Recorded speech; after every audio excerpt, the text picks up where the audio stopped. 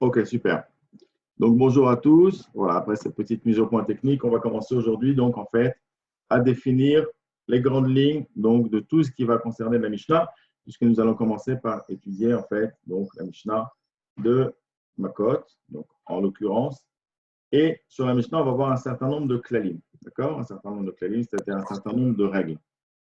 Un certain nombre de règles. Tout d'abord, comment est-ce qu'on va définir une Mishnah par rapport à une Gemara, par rapport à un Talmud, par rapport à une Masechet. D'accord?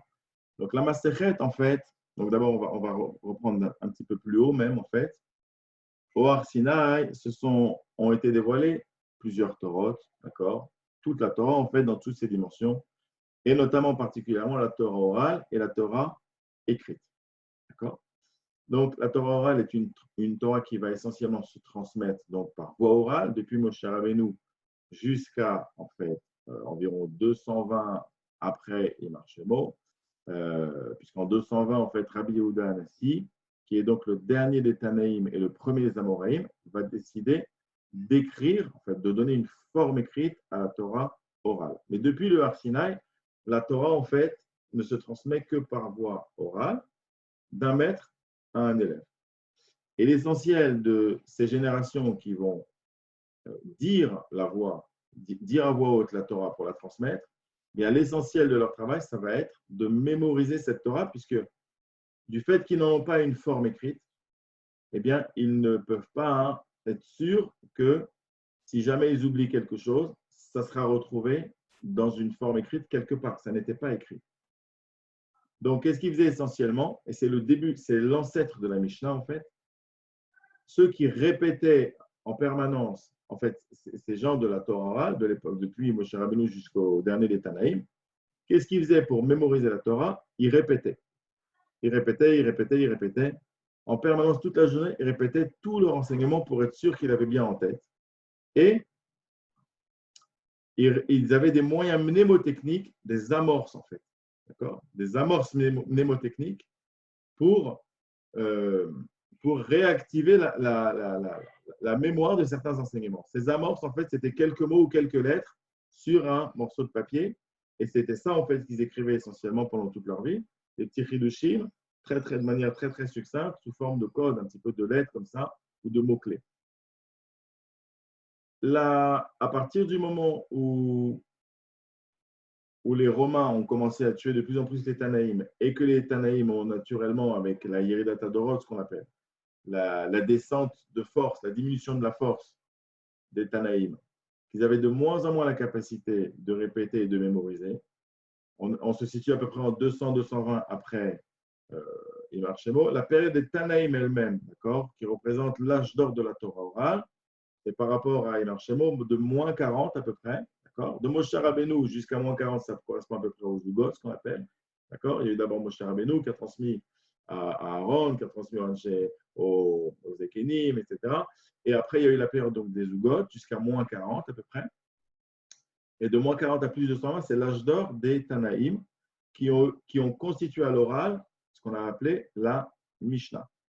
De plus de 120 à peu près jusqu'à 540, ça a été la période du commentaire de la Mishnah, qui est encore de la Torah orale, d'accord, mais qui déjà est beaucoup plus écrit, et c'est un commentaire. Ça va s'appeler la période de la Gemara, de plus de 120 à plus 540, les Amoraïm. Donc nous, dans notre étude, on a deux périodes clés pour comprendre ce que c'est qu'une page de Talmud. On a la période de la Mishnah écrite par les Tanaïm, de moins 40 à plus de 120, et on a la période de la Gemara écrite par les Amoraïm, de plus de 120 à 540. Maintenant, l'ensemble Mishnah plus Gemara, d'accord, dans une page centrale, l'ensemble Mishnah plus Gemara, on peut déjà le partager. Voilà, une seconde. Tac. L'ensemble Mishnah plus Gemara va s'appeler en fait, va s'appeler déjà le Talmud. Vous avez ici en fait, donc, ici la Mishnah, dans la partie centrale, c'est ce qui a été écrit par un Tana, Et vous avez après, dans une page de Talmud en général, dans une Sugya de Talmud, elle commence à la tête de la Sugya, c'est une Mishnah. Et après qu'on a eu la Mishnah, donc écrit, on va avoir le commentaire de la Mishnah qui s'appelle la Gemara, qui est annoncé par la page du Talmud par les lettres Gimel, même avec un petit signe, une petite apostrophe. D'accord? Vous voyez bien le texte tous à l'écran? Confirmez-moi Oui. que vous voyez bien le texte. Oui. Oui, on voit, c'est bon. Super. Moi, je le vois très bien. Moi, je le vois super bien. Donc, cette partie-là, ouais, à partir de Gimel Mem, qui est l'abréviation de Gimel Mem Resh Aleph, qui est un mot araméen qui veut dire Gemara, qui vient du mot Gamar en araméen qui veut dire commenter, expliquer, éclaircir. À partir de Gimel Mem, on va avoir en fait, ici, toute cette partie-là va s'appeler en fait la Gemara de cette Mishnah. Maintenant, à l'époque, au début, il n'y avait que la Mishnah et la Gemara. Donc, en fait, il y avait les lois de la Mishnah, puisque la Mishnah, ce sont en fait des lois. La Mishnah, ça sonne comme de la halacha. Et la Gemara, ça sonne comme l'explication de cette halacha. Sachant que la Mishnah n'est pas une halacha aboutie. On verra pourquoi. D'accord? C'est en fait un substrat, une source, une essence d'halacha. D'accord? Mais ce n'est pas une forme développée halachique. Ce n'est pas une forme halachique applicable encore. Il n'y avait pas du tout les colonnes du début, les colonnes du côté, au départ, d'accord? Ces deux colonnes-là, d'accord? Ici, on est dans la première page, donc ici, ça va correspondre à la colonne de Rashi, parce qu'ici, on a l'intérieur de la page, en fait, d'accord? Et ça correspond à l'extérieur de la page, aux commentaires de Tosfot. Ce sont des commentaires qui sont venus après, après plusieurs centaines d'années. D'accord? Rashi, c'est à peu près 1100, et les Tosfot, c'est à partir de 1100, 1200. Donc, en tout cas, et ça, donc on a ici une page donc, de Talmud, d'accord? Qui constitue en fait ce qu'on appelle une Masechet. D'accord? Si vous pouvez arrêter d'écrire sur le tableau, juste, ça m'arrange. Et donc, on a ce qu'on appelle une Masechet. C'est-à-dire, ça correspond en fait, Masechet, c'est de l'araméen, ça veut dire un mélange. D'accord? On a un mélange. Un mélange de quoi? On a un mélange de Torah orale, de Torah écrite. La Torah écrite étant en fait les versets. D'accord?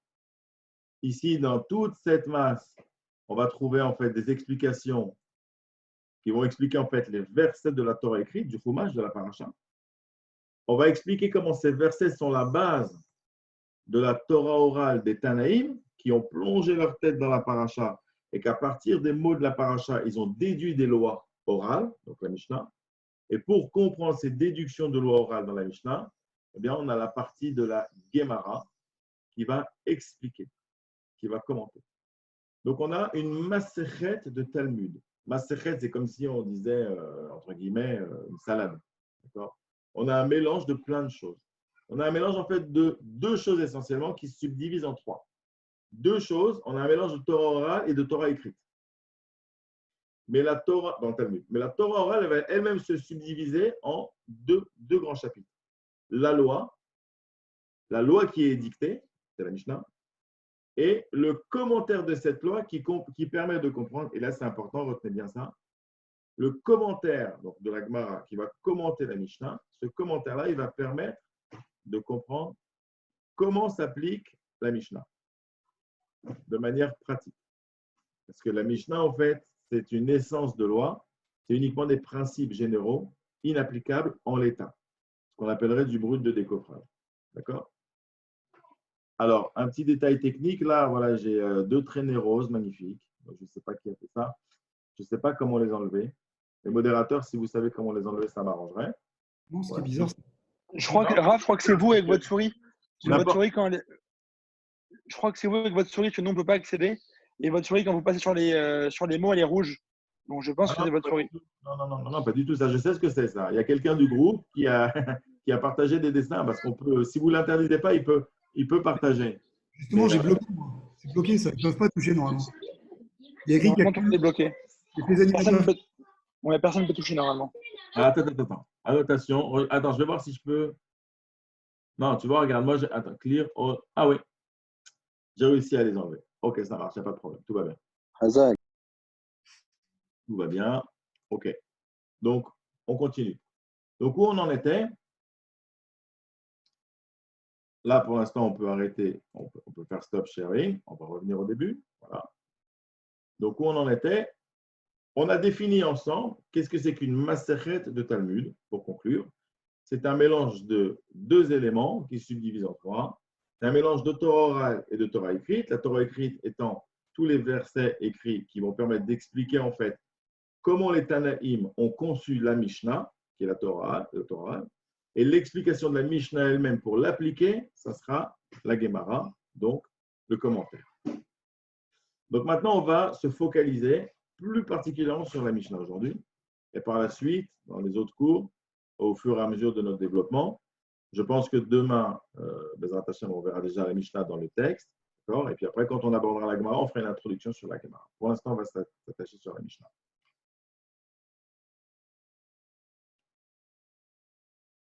Alors, la Mishnah, qu'est-ce que c'est? Comment on va définir une Mishnah, en fait? Qu'est-ce qu'il nous faut au minimum pour avoir une Mishnah? Pour avoir une minimum Mishnah, en fait, la Mishnah, c'est un exposé de loi. C'est comme dans un catalogue, en fait. Entre guillemets, un exemple un peu trivial, c'est un catalogue d'un magasin qui vend des meubles. Cet article-là, il est à tel prix, cet article-là est à tel prix, et celui-là à tel prix. Voilà. On a en fait une situation. La Mishnah, elle va décrire une situation, une ambiance. Une situation, par exemple, j'ai de la viande qui a été entrée en contact avec du lait. Ça, c'est la situation. C'est le cas de la halakha, par exemple. C'est le cas. Le cas pratique, en fait, c'est la personne qui va voir le rabbin qui dit « Écoutez, Rav, j'ai un problème. J'ai un bout de viande qui est tombé dans un verre de lait.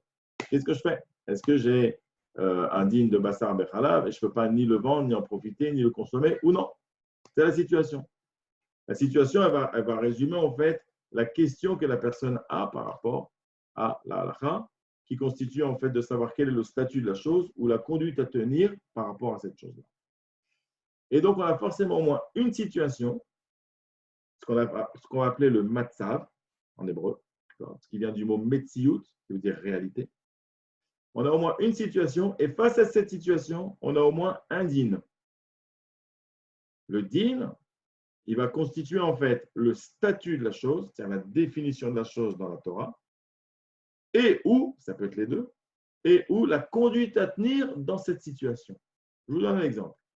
Ma situation, c'est que je suis bar mitzvah. Ce soir, je fais la bar mitzvah. Je vais avoir 13 ans ce soir. Quel est mon din par rapport à Arvit? Eh bien, à partir de cet accord Arvim, en tant que bar mitzvah, la première mitzvah que je dois accomplir, mon statut, donc, qui est aussi la situation. Ma situation ici, c'est d'être bar mitzvah. Donc, mon statut, c'est d'être chayav des mitzvot. Ça devient mon statut à cause de ma situation. Mon statut, c'est d'être chayav des mitzvot. Et par conséquent, j'ai une contrainte. Le statut va se projeter en termes de conduite à tenir dans le fait que maintenant, eh bien, je suis tenu d'accomplir certains actes qui s'appellent que à cet Ekoraviv, j'ai là pour toute la nuit, aller ratrer la shkachatot et après toute la nuit pour faire le Kerat Shema. Je suis tenu, par exemple, à un certain nombre de choses, etc. Maintenant, je suis célibataire. Eh bien, cette situation me crée un statut qui va me contraindre à certaines conduites à tenir. Je suis marié.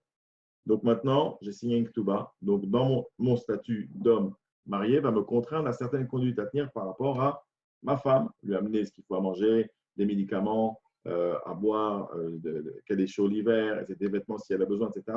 Et après, je vais avoir un statut, par exemple, de père. D'accord? Donc, ma situation va me créer un statut dans l'ambiance générale de la Torah qui me crée des conduites à tenir, des droits et des obligations. Pour avoir une Mishnah, il faut au moins une situation et une conduite à tenir. C'est-à-dire, dans tel cas, fais ça. Si on n'a pas ça, on n'a même pas une Mishnah. Ça, ce sont les deux premiers éléments. Donc, on a au moins un matzav et un din. Le matzav, c'est la situation, l'ambiance générale du contexte halakhique. Le matzav et le din, c'est le statut ou la conduite à tenir inhérent, c'est-à-dire qui se rattache naturellement à la situation. Est-ce que j'ai été clair pour l'instant? Oui, très clair. Très bien. Maintenant,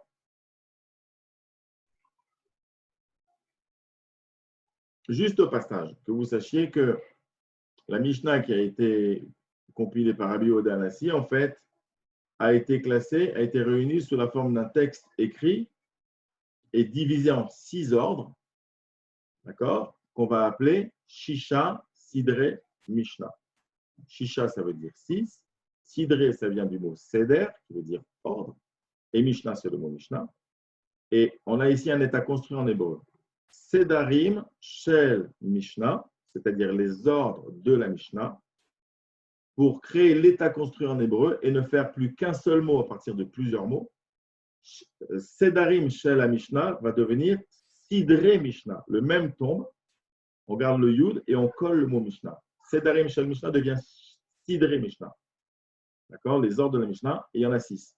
Donc, Shisha, Sidre Mishnah, ce sont les 6 ordres de la Mishnah, les 6 grands chapitres dans lesquels on va ranger, les grands tiroirs dans lesquels on va ranger les types de lois, en fait, juives. D'accord? Et l'abréviation, ça donne le mot Shin, sa mère, qui donne le mot chasse. Le chasse, en fait, quand on entend parler du chasse, aujourd'hui, on parle du chasse Gemara. Mais avant d'être chasse Gemara, il y a en fait un chasse Mishnah. Les 6 ordres de la Mishnah, Rabbi Meir, il a réuni toutes les Mishnayot pour Rabbi Yehuda Hanassi. Rabbi Akiva, il a chapitré toutes les Mishnayot, donc les 6 ordres, Zeraïm, Tahara, Kochim, etc. Et dans ces 6 ordres, il a encore chapitré tout le nom des grandes Masertot. D'accord? Et ça a donné les 6 ordres de la Mishnah. Maintenant, on a vu que les 2 éléments minimum pour une Mishnah, c'est au moins une situation, un matzab, et une conduite à tenir ou un statut, ce qu'on appelle le din. Maintenant, on va trouver d'autres éléments dans une Mishnah. Tout ce qu'on est en train de voir, c'est comment se structure une Mishnah pour optimiser son analyse et sa mémorisation. Son analyse, sa synthèse et sa mémorisation. C'est ça qu'on est en train de voir. Et après, on va voir pratiquement dans la Mishnah. À part le fait qu'il y a au moins une situation et un din, il faut savoir que quand un Tana, et même aujourd'hui un Rav, il fait le même travail en fait, à notre époque, quand un Tana a décidé que quand il va écrire sa Mishnah, dans telle situation, tu dois te conduire comme ça, il faut savoir qu'il a décidé cette conduite à tenir ou ce statut à la lumière d'une raison particulière. Je vous donne un exemple.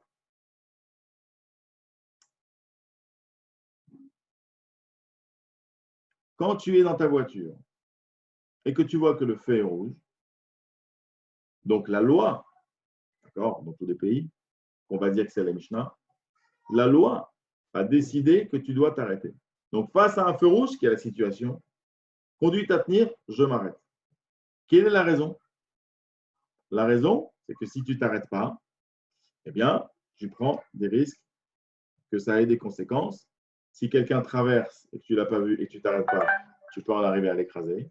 Si un policier est à côté, il peut te verbaliser et te mettre une amende et tu perds je ne sais pas combien de points, je ne sais pas où on a aujourd'hui des points en France, etc., etc., etc.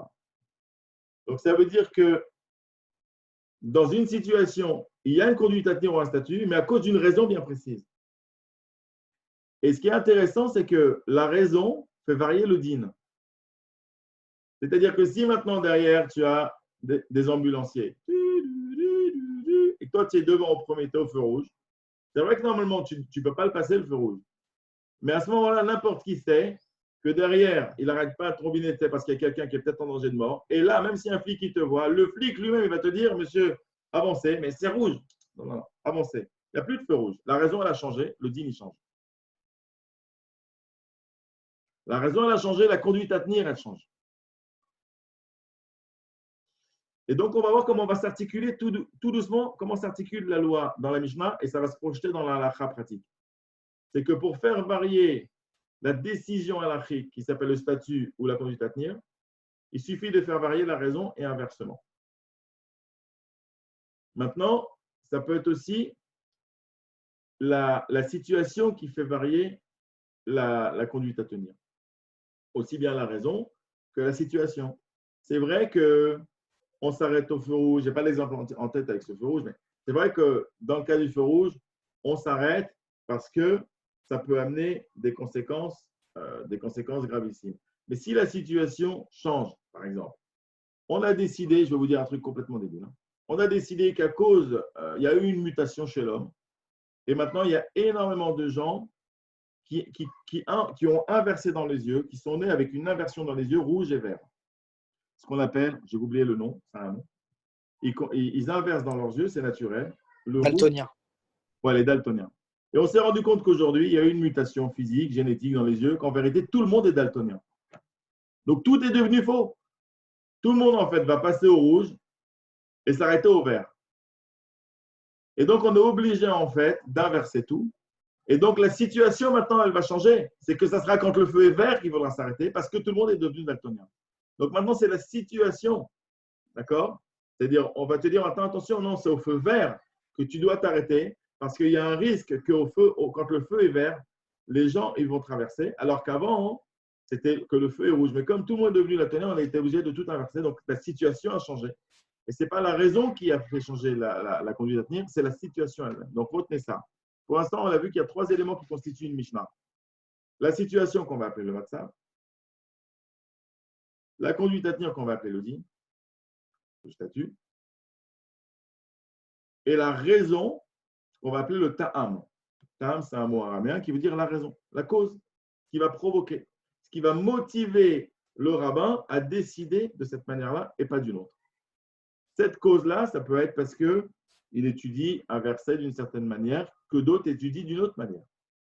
Cette cause-là, ça peut être parce qu'il a une autre Mishnah ou une autre Braïta, une autre Tosefta, c'est-à-dire un autre texte mishnaïque en tête que les autres n'ont pas, etc., etc., etc. D'accord? Donc, on cherchera à ce moment-là la source de sa raison, mais on n'en est pas là pour l'instant. Et on arrive en fait au 4e et dernier élément qui constitue une Mishnah, c'est le Rav qui parle. Vous avez un ou plusieurs rabbanim qui va exprimer en fait son avis dans la situation d'après sa raison. Et ça va nous donner des marloquettes entre rabbanim sur la situation, sur la raison ou sur le din. Et pour mémoriser en fait, pour résumer en fait les 4 points, on va construire une phrase ensemble, les 4 points qui vont articuler les bases de notre analyse d'une Mishnah. C'est que quand moi maintenant je vais étudier une Mishnah, à part le fait que je vais devoir comprendre les mots, le vocabulaire, savoir lire la Mishnah, comprendre le thème général, pour analyser une Mishnah, je vais m'attacher en fait à ces 4 éléments sous la forme d'une phrase. Qui dit quoi, dans quel cas, d'après quelle raison? Qui, c'est quel Rav? Je vais identifier les rabbanim qui parlent. Dit quoi? C'est-à-dire dit quel din? Dans quel cas? Dans quelle situation? Dans quel matzah? D'après quelle raison? D'après quel ta'am? Et donc, je me retrouve à pouvoir ranger les éléments de ma Mishnah de manière logique dans un tableau à double entrée avec 4 colonnes. Je vais avoir la colonne des rabbanim, la colonne des dinim, la colonne des situations et la colonne des raisons. Maintenant, ça peut ranger, ça peut changer, ça peut être quel rav, dans quelle situation, il dit quel din, d'après quelle raison. On peut inverser les choses, d'accord? Mais l'essentiel, c'était de comprendre ces 4 éléments. Ils vont nous permettre à la fois d'analyser, à la fois de résumer, de synthétiser la Mishnah et surtout de la mémoriser sous la forme d'un tableau très intéressant et très pratique à revoir. Donc maintenant, on a vu, je vous le rappellerai quand on fera la Mishnah elle-même dans le texte, peut-être qu'on aura le temps de le faire, parce que là, on va voir juste un petit peu des petites règles sur la Mishnah, des petits points. Mais si on peut déjà faire un peu de Mishnah ce soir, on va le faire. Alors, qui est-ce qui a compilé la Mishnah? C'est Rabbi Yehuda Hanassi qui a utilisé tout son argent pour compiler, en fait, avec ses amis Tanaïm. Pendant des dizaines d'années, il a reçu des milliers et des milliers de Tanaïm à la maison pour ce qu'on appelle compiler la Mishnah, c'est-à-dire faire une version écrite qui restera quand même orale parce qu'on fera essentiellement que parler de la Mishnah et du Talmud, d'accord, plutôt qu'écrire. Et il a hébergé, donc, nourri, logé, blanchi, tous ces Tanaïm. Et dans son Beth Midrash, Rabbi Yehuda Hanassi, d'accord, on est en 220 après Marchémo, Rabbi Yehuda Hanassi, qui est donc le dernier des Tanaïm et le premier des Amoraïm, qu'on appelait aussi Rébi, eh bien, il va, avec tous ses amis Tanaïm, ils vont discuter pendant des heures et des heures et des heures de quelle manière est-ce qu'on doit rédiger la syntaxe de la Mishnah pour qu'elle soit écrite, mais en même temps qu'elle reste orale. Parce qu'il faut savoir qu'il y a un interdit d'écrire la Torah orale. Même aujourd'hui, c'est un interdit qui existe. Donc, tout le cassement de tête de Rabbi Yehuda Hanassi, c'était de donner une forme écrite de la Mishnah qui fait qu'on va garder les lois qui constituent le socle de qu'est-ce qu'être juif. D'accord ? Mais en même temps, il ne faut pas que ça devienne quelque chose de fermé, d'abouti, de fini et d'écrit. Il faut que ça reste oral. Donc, l'intelligence de Rabbi Yehuda Hanassi, ça a été d'écrire quelque chose d'incomplet. De manière à ce qu'on a une matrice, en fait, d'accord, qui nous permet toujours de ressourcer la loi, mais comme elle est incomplète, on est toujours en train de rechercher comment appliquer, en fait, cette chose. Il a écrit la Mishnah sous une forme inapplicable, qu'on appelle satum. Une stima en hébreu, c'est un tuyau qui est bouché. La stima, c'est le bouchon qui bouche le tuyau. Quand vous avez dans la salle de bain une stima, eh ben, il n'y a plus d'eau qui coule. Voilà. Vous êtes là, vous allez vous doucher, il y a une stima. C'est bouché. C'est-à-dire que l'accès à la compréhension de la Mishnah a été bouché. Et c'est-à-dire, c'est quoi qui a été bouché en fait? C'est l'accès à la compréhension, comment on applique concrètement les lois écrites dans la Mishnah. On ne peut pas les appliquer concrètement et vous allez comprendre pourquoi. Quand dans la Gemara, Baba Metzia, dans la Mishnah, Baba Metzia, la première, Shnei Mochazin Batalit. Deux qui tiennent un talit. Ils se disputent, non, c'est moi qui l'ai trouvé en premier, non, c'est moi, non, tout est à moi, non, tout est à moi. Quel est le din là-bas? Le din, il a deux têtes. Un, là je vois, le serment, chacun doit jurer qu'il n'a pas moins que la moitié dans la part du talit. Et d'autre part, la Mishnah dit Veyachaloku. Vous pouvez vérifier dans la première Mishnah du traité Baba Metzia. Veyachaloku. Ça veut dire quoi Veyachaloku? Veyachaloku, ça veut dire et ils partageront le talit. Et ils partageront. Chelek, c'est une partie. Kol Israël yeshlo. Chelek le Baba, tout Israël a une part dans le Baba. La chalok, ça veut dire partager, diviser. Ça donne le mot machloket, une division. Veyachaloku. Et ils partageront. Je vous pose une question. La Mishnah, elle dit, qui partage le talit? Le Bedin, il dit, ok, très bien, ils n'arrivent pas à s'arranger. Ils jurent chacun qu'ils n'ont pas moins que la moitié et ils partagent. Les gens, ils se retournent vers le Bedin, ils disent, d'accord, mais comment on partage? Est-ce qu'on va partager? On va le vendre. Voilà, il coûte 40 € le talit. On le vend, 20 € chacun. Non, on le prend, on le découpe en deux. Tiens, prends la moitié, toi, prends la moitié. Non, on partage l'usage. Toi, une semaine, moi, une semaine. 4 semaines dans le mois, tout le monde est content. Qu'est-ce qu'on partage? La Mishnah ne le dit pas.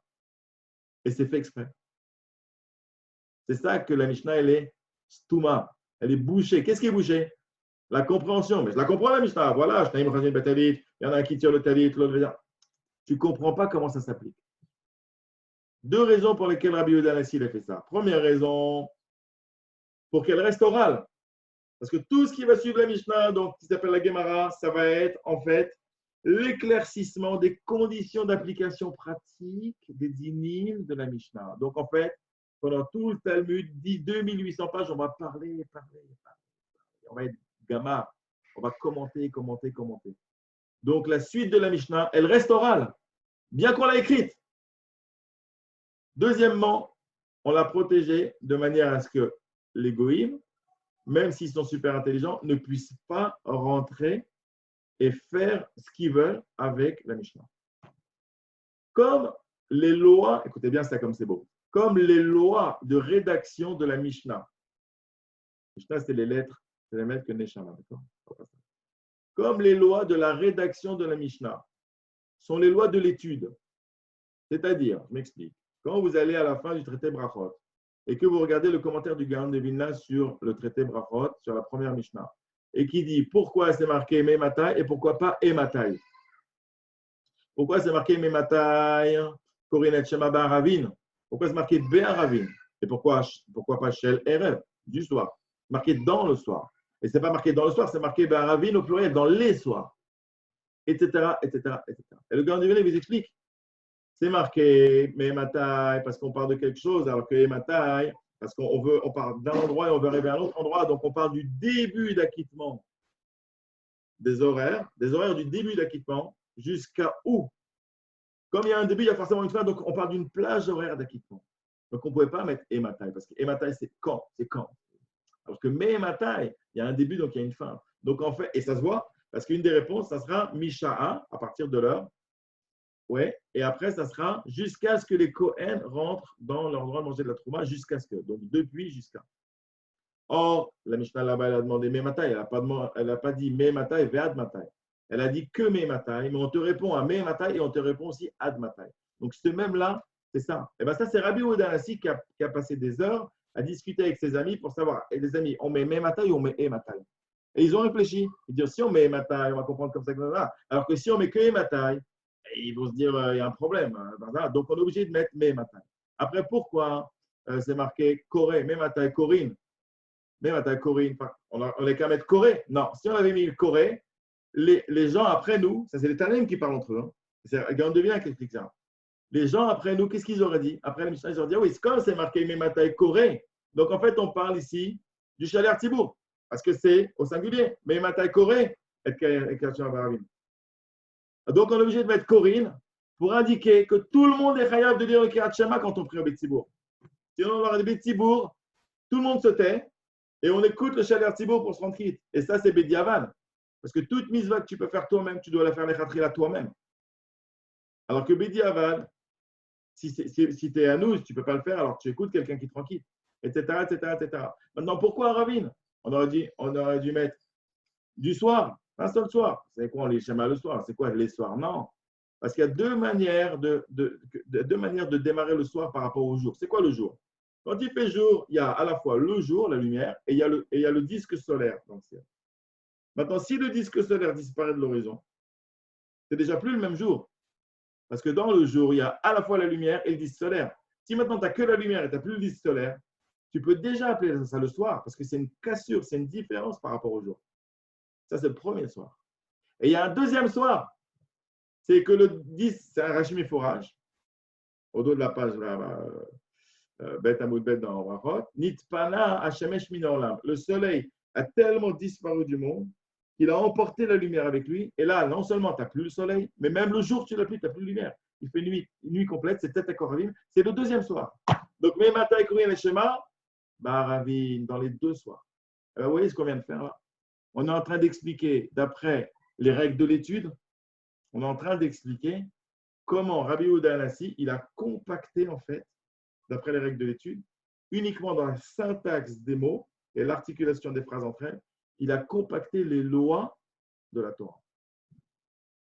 Et nous, on vient après, comme on a une neshama, et c'est avec notre neshama qu'on étudie, parce que c'est elle qui nous permet de nous relier à Hachem pour être Yireh Shamaim grâce à notre étude, que j'étudie la Torah parce que j'aime Hachem, donc j'étudie pour me relier à lui, automatiquement, celui qui a une neshama, il contient les lois de compaction et les lois de décompaction. Donc, quand j'étudie, qui appelle la balitaire, mais c'est imlos, quand j'étudie pur, parce que je veux me rapprocher d'Hachem, à ce moment-là, la compréhension de la Torah, toute ma neshama qui contient ces lois-là, elle est en phase avec le texte, et Hachem me dévoile la compréhension du texte. Et donc, un goy qui n'a pas de neshama, il a un type de neshama, mais qui n'est pas un neshama, il a un type de neshama, pas exagérer. Mais il n'a pas une neshama qui lui permet de se relier à Hachem. C'est normal. Au Arsinaï, on lui a dit, si tu veux la Torah, il dit, mais qu'est-ce qu'il y a dans ta Torah? Attends, Hachem, il te donne quelque chose. Tu dis, peut-être il y a un truc là-bas, tu n'as pas honte, non? Prends. Tu ne peux pas. Esav, il a dit, moi je tue. Il y a marqué, l'autre ça. Ishmaël, il a dit, moi je vole. Il y a marqué là. Donc les goïms n'ont pas voulu la Torah, donc ils n'ont pas la neshama pour comprendre la Torah, pour se relier à Hachem à travers l'étude de la Torah. C'est logique, tout se tient. Pas méchant ce que je suis en train de dire. D'accord? S'il y a quelqu'un qui est goy qui nous écoute, il peut se convertir, il n'y a pas de problème. Ça veut dire quoi? Ça veut dire que vous comprenez qu'en fait, il y a deux raisons pour lesquelles Rabbi Yehuda Hanassi, il a écrit la Torah, mais de manière fermée. Un, on a dit, pour qu'elle reste Torah, on ne fait que en parler pour l'éclaircir comme on l'applique. Et deuxièmement, il n'y a que celui qui a une neshama et qui veut relier cette neshama à Hachem à travers les règles shamaïm, c'est-à-dire il étudie par amour d'Hachem, pour appliquer ce qu'Hachem lui demande de faire. Il n'y a que celui qui a une neshama qui peut comprendre en fait la Mishnah et la décompacter pour l'appliquer. Donc, c'est en fait une protection qu'il a fait Rabbi Yehuda Hanassi dans la manière de la rédiger. Est-ce qu'il y aurait éventuellement une question? Non? Donc, on va continuer. Alors, souvent, on me demande quelle est la différence. Juste, Ouais. je me suis permis de répondre à une question, mais je voulais être sûr. Il y a Rudy qui a posé une question. Pourquoi pourquoi en araméen et pas en hébreu? On parlait de la Mishnah. Donc, la Mishnah, moi, je lui ai répondu qu'elle est en hébreu. Et Ouais. c'est la Gemara 15%, c'est de l'hébreu, ouais, tout à fait. Et 5% de l'araméen à peu près dans la Mishnah. Ah, il y a quand même des Mishnayot en araméen. Parce qu'à l'époque, en fait, pourquoi est-ce que ça a été rédigé en araméen le Talmud? Parce que c'était l'anglais de l'époque. Si aujourd'hui la Gemara, les Amoraïm, ils avaient rédigé la Gemara, ils l'auraient écrite en anglais. À l'époque, tout le monde parlait araméen. Tout le monde, tous les peuples juifs partout en Babylonie, à Yerushalayim, tout le monde parlait araméen. Ce n'est pas le même araméen à Jérusalem, d'ailleurs, en Israël, qu'en Babylonie. D'accord? Et donc, l'hébreu était très mélangé à l'araméen, parce que ce sont deux langues. Et le Talmud d'Yerushalmi, la Gemara est en hébreu ou elle est aussi en araméen? En araméen, en araméen. Ah. Ce n'est pas le même araméen que le Talmud Bavli. D'accord. Alors, venez, on va terminer parce que je vois que l'heure tourne. Alors, souvent, on me demande quelle est la différence entre Mishnah, Baraita et Tosefta. Alors, le point commun d'abord. Mishnah, Baraita, Tosefta, c'est tous de la Mishnah, dans le sens où ils ont tous été écrits par un Tana. La différence est comme ça. Quand Rabbi Yehuda Hanassi, il a voulu rédiger une forme écrite de la Mishnah, il a sélectionné parmi tous les textes de la Mishnah que Rabbi Meir lui a amené, il a sélectionné tout ce qui était représentatif de la vie du juif et qui était complet. Automatiquement, c'est comme si vous avez dans un règlement dans une entreprise, vous avez des règles générales qui vont concerner tout le monde.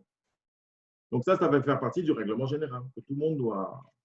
D'accord? Et à part ça, il y a des règles d'exception. Où il y a des règles qui ne sont pas encore bien claires, comment les appliquer, ou elles ne sont pas finies d'être écrites, donc on les met de côté. Au Beth Midrash central, c'était le Beth Midrash de Rabbi Yehuda Hanassi, où on rédigeait, vous avez compris maintenant, avec est-ce qu'on met Matayo et Matai, Be'erev ou Be'aravin, c'est ça qu'en fait qu'ils faisaient dans le Beth Midrash, d'accord? Où ils ont décidé comment on va rédiger cette Mishnah.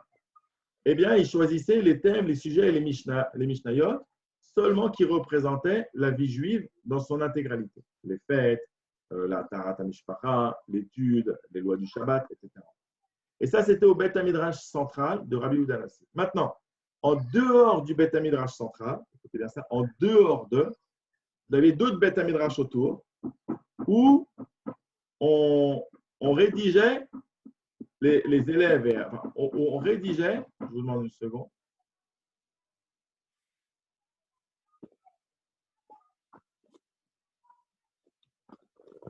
où on rédigeait, en dehors du Beth Midrash, il y avait d'autres Beth Midrash où on rédigeait d'autres Mishnayot qui étaient moins représentatifs.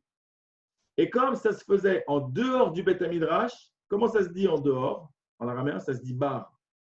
Donc, ça a donné la baraïta, c'est-à-dire la Mishnah du dehors. C'est de la Mishnah, mais elle était rédigée en dehors par d'autres Tanaïm, en dehors du Beth Midrash central de Rabbi Yehuda Hanassi. Et la Tosefta, ça c'est facile à comprendre, ça vient de Leosif qui veut dire ajouter. La Tosefta, ce sont des rajouts. Essentiellement, la Tosefta, ça va être des Mishnayot qui vont donner les poids et les mesures de l'époque, qui vont décrire beaucoup plus de manière descriptive un petit peu la vie de l'époque. D'accord? Est-ce que c'est clair pour tout le monde? Donc la Braïta a du coup moins de valeur finalement qu'une Mishnah, quelque part. Non. Elle n'a pas beaucoup moins de valeur. Ça, on verra par la suite quand le Talmud va ramener des Baraïtot et des Toseftot. En gros, puisque ce n'est pas une Mishnah, on n'en tient pas compte a priori, mais comme c'est aussi une Mishnah écrite par un Tana, on est obligé de voir comment ça se confronte à la Mishnah et pourquoi là-bas c'est décrit noir alors que dans la Mishnah c'est décrit blanc. Et de là, on va prendre d'autres halachot. D'accord? Et on va terminer en beauté. Ah ben non, on a terminé. Bon, on a terminé tout le PDF. D'accord? Donc, pour conclure, on a vu ensemble les éléments clés qui vont nous permettre d'analyser, de résumer et de mémoriser une Mishnah sous forme de tableau d'arborescence. Bien entendu, il s'agit avant tout de comprendre le vocabulaire et savoir lire une Mishnah avant de l'analyser. On a vu un petit peu des règles générales. Donc, le prochain cours, présentation, on verra la Mishnah. Pour ceux qui veulent s'inscrire au PDF, il y a le lien qui a été donné, donc je pense dans le chat. Vous vous inscrivez. Donc, j'enverrai d'abord le PDF avec les questions relatives au cours qu'on a fait ensemble. Amusez-vous tout seul sur une feuille à part ou sortez le PDF, je ne sais pas, faites comme vous voulez, à répondre donc à ces questions-là tout seul ou à deux, à reconstituer la réponse à la question. Les réponses étant en fait le cours que vous venez de recevoir.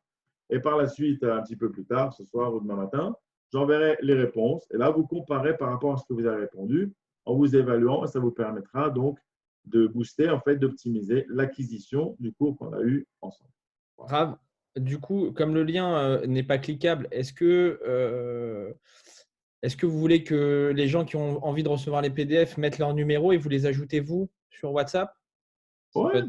Ou alors, je leur donne mon téléphone. Ouais. Et comment ça marche?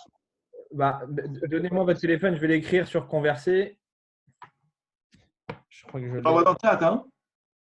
Ouais, comme ça. Tu l'envoies sous la forme israélienne, ouais. 00972. Ouais, comme ça les gens vont. 528 917 509. 00972. 528 917. Attends, je te l'envoie, voilà. Ok, super. Et donc, qui me contactent en disant, voilà, bonjour, qui me donnent leur nom d'abord, parce que comme ça, je les inscrirai comme dans le… Je saurai qui c'est. Voilà, a priori, le lien marche si on copie-colle. Donc voilà, et donc… Ah, ok, le lien marche, d'accord, ça marche. Donc, les gens, ils s'ajoutent directement dans le… Ils arrivent à s'ajouter directement dans le groupe, c'est bon? Normalement, ouais, avec le lien. Ça si le lien marche? Ok, très bien. Ok, Bezrat Hashem, voilà. Merci Rav, merci encore. Et bon, à demain. Et puis, à la demande du Rav Laguerre, n'hésitez pas, moi, à m'écrire pour me dire s'il y a des remarques sur le cours. Comme ça, je les transmettrai au Rav Voilà. qui m'a demandé justement que ce soit interactif et qu'on puisse donner son avis. Donc, n'hésitez pas à m'écrire pour me dire. Voilà, exactement. Parlez-en autour de vous aussi. Je pense que vraiment ce cours-là, il peut être utile pour ceux justement qui ont essayé de se lancer dans la Gemara et qui ont eu du mal au début. Cette méthode, a priori, peut vraiment être intéressante pour des gens. Moi, je parle aussi pour moi. Donc, voilà, n'hésitez pas à partager autour de vous. Ok, on va partager. Bezrat Hashem, super. Alors, à demain. Merci, Merci, au revoir. Messieurs, on sera dans 5 minutes sur l'autre salle.